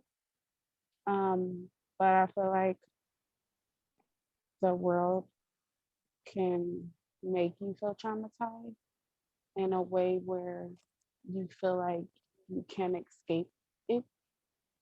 So basically, you can't hide from your past trauma. It's kind of something you have to face and deal with. Um, and I feel like, the white men, the white racist man, racist woman, they kind of have this sense of not dealing with things and hiding it. Um, so I guess we just learn from the best. But I'm glad I'm reading this book. I recommend this book to one of my friends, because her son is on a whole nother level of, the kind of trauma he's dealing with. But she just doesn't know, and she's learning about psychology as well. So um, I just can't wait to read the other chapter, as much as I'm learning more about the different types of trauma.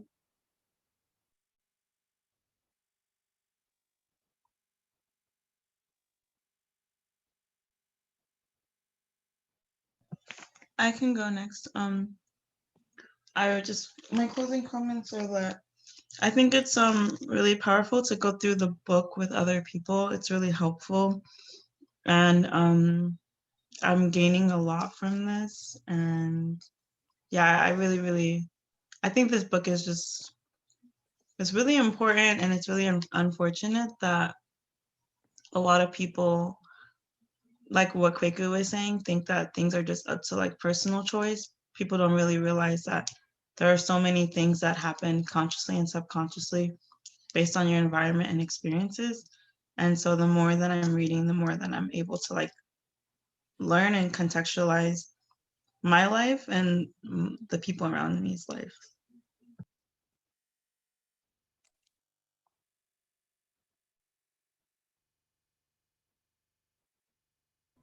Mr. Eden, would you like to share your closing comments? Okay. Yes. Thank you so much for. I wasn't sure if it was appropriate to ask the question that I did. It would be too invasive, and I really appreciate that you went with me and shared how you're feeling in your bodies and in your emotions. Um, I think that was like such a great move on our behalf, that we can do that for each other, that we can be there and listen to each other, talk about not just of our emotions, but we can see what's happening in our bodies, and that we can hear ourselves talking about what's happening in our bodies, so that tomorrow, day after tomorrow, when white supremacy strikes again, probably we can remember as we are right here now, and think, how is my body feeling?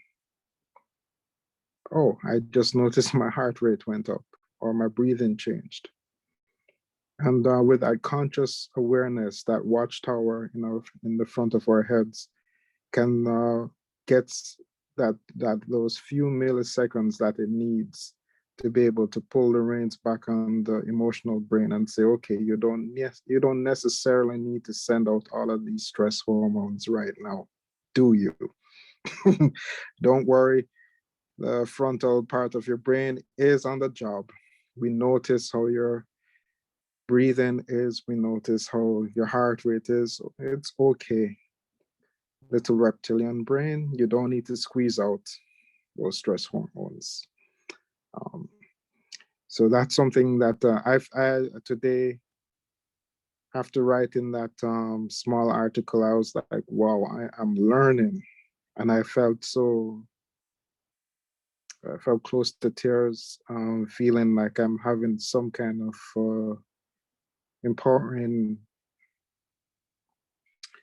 moment with myself to, yeah. So I'm going to look for a good YouTube clip on pranayama breathing. That's something anyone can do. You don't even have to go outside to get the benefit. And it's basically like inhaling and exhaling for a set amount of time, but you lengthen the exhale of your breath. And I think it takes no more than 5 or 10 minutes. Well, probably 5 minutes for like one session, and then you do another session. And just doing that alone, you can control that I think it was called the sympathetic and parasympathetic nervous system, and that alone can help to change your physiology. Don't even need to walk. Just that breathing alone. That's so cool that we still have control over our breathing, and that we can use the breathing to hack into that part of our brain. So I think that's very cool. And things I've gone through, being separated, and in my marriage, and having to figure out how to cope in a foreign country and in a hostile situation. Then reaching out, finally figuring out things like running, yoga, pranayama. I feel like, if it's able to help someone else as it can, then I think it's worth it. It can be used to help victims of racism. Very happy to share that further.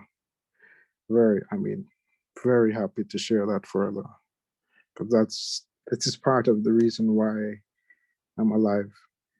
I'm supposed to be helping end the system. I'm supposed to be helping produce justice.